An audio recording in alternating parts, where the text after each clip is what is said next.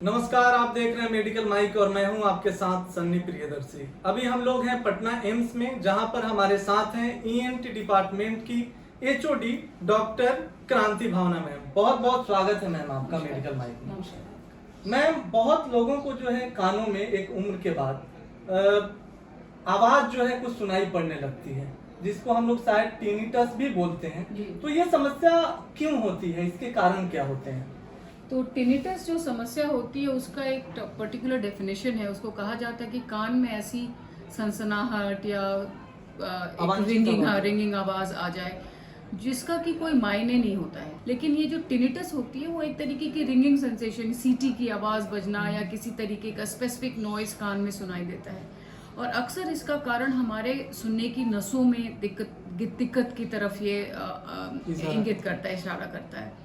तो ये बहुत सारे कारण होते हैं। और टिनिटस जो है वो कई बार नसों की वजह से होता है, कई बार हमारे कान के आसपास मुंह में कुछ मांसपेशियां होती हैं, उसमें कुछ चेंजेस होते हैं तो पेशेंट्स को पता चलने लगता है कि कुछ अजीब सी आवाज़ आती है। कई बार खून की नलियों में बहुत तेज़ जब ब्लड जाता है और कुछ बड़े बड़े हमारी धमनियाँ होती हैं, वेन्स जिसको कहते हैं, वो वेन अगर इम्पोर्टेंट हो गया तो जब ब्लड फ्लो करता है वो भी एक तरीके का टिनिटस के रूप में ही हमें बताता है कि हमारे कान प्रभावित करता है। बिल्कुल। तो टिनिटस जो है वो एक बड़ी परेशानी वाली चीज़ होती है, क्योंकि आप शांत में बैठे हुए हैं, आप ऐसे बैठे हुए हैं और आपके कान में हमेशा किसी तरीके की आवाज़ आ रही है, और उसका कष्ट काफ़ी कष्टदायक होता है। और ये केवल एजेड लोगों में नहीं, कई बार यंग लोगों में भी मिलता है। और आपको जान के आश्चर्य होगा कि टिनिटस एक ऐसी बीमारी है जिसमें लोग इतने दुखी हो जाते हैं कि आत्महत्याएं भी हो जाती हैं। क्योंकि आप समझ के देखिए कि हमारे आसपास हम अपने पूरी दुनिया को अपने आँख और कान से महसूस करते हैं। हाँ, और उसमें अगर एक एबनॉर्मल आवाज़ कॉन्टिन्यूसली आपको परेशान करे तो वो काफ़ी परेशानी वाली बात होती है।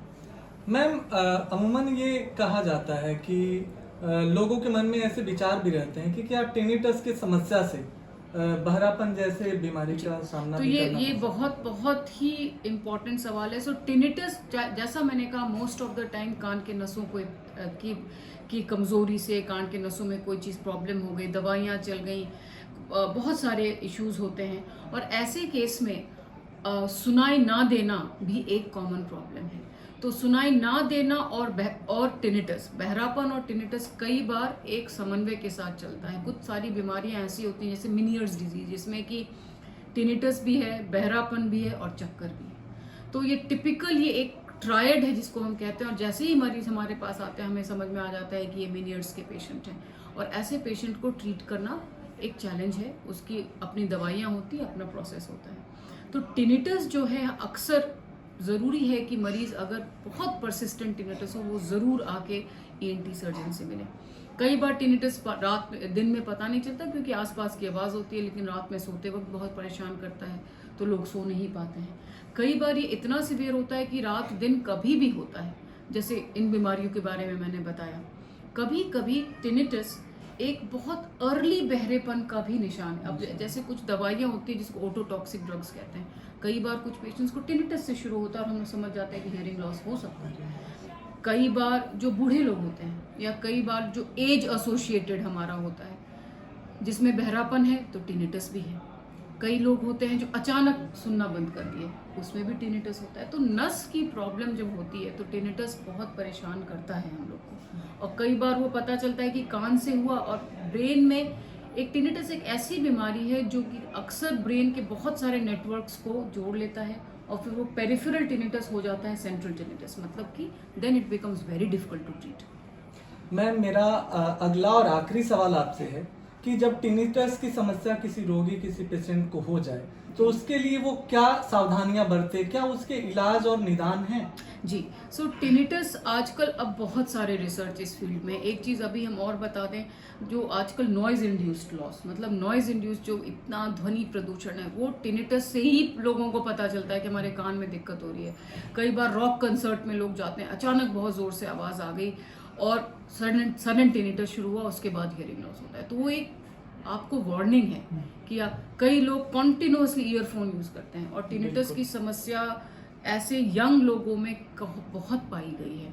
तो इन सब चीज़ों से दूर रहें। दीज आर द प्रिवेंशन जिसको कि प्रिवेंट करना है हम लोग को। नॉइज से दूर रहें, कॉन्टिन्यूस ईयरफोन से दूर रहें।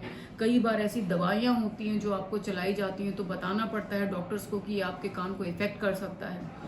लेकिन अगर टिनिटस हो जाए तो क्या करें? तो कई बार जब बहरेपन के साथ टिनिटस होता है तो हियरिंग एड्स यूज़ करना चाहिए। उससे क्या होता है कि आवाज़ भी नॉर्मल आ रही है आपके पास और टिनिटस सॉर्ट ऑफ कैंसल हो जाता है। तो कैंसलिंग इफेक्ट की मशीन्स आती हैं। कुछ पेशेंट्स में बिल्कुल आवाज़ ख़त्म हो जाती है और टिनिटस बहुत ज़्यादा होता है तो इवन कॉक्लियर इम्प्लांट्स हेल्प करते हैं उनको। और कई बार इन सब के बावजूद भी टिनिटस में परेशानी होती है तो there is something called TRT, tinnitus retraining therapy, जो कि ऑडियोलॉजिस्ट एक बहुत ग्रेडेड मैनर में दिमाग को और कान को ट्रेन करते हैं उस आवाज़ को हम लोग में अडेप्ट करने के लिए। तो TRT इज एक बहुत बड़ा प्रोग्राम है। और पहले लोग कहते थे कि नहीं आपको टिनिटस के साथ रहना पड़ेगा, इसकी लेकिन धीरे धीरे इस पे बहुत काम हुआ है और अब तो काफ़ी सेंटर्स हैं जो टिनिटस को सीरियसली ट्रीट कर रहे हैं। चलिए बहुत बहुत धन्यवाद मैम आपका मेडिकल माइक के साथ जुड़ने के लिए। Thank you so much. Thank you.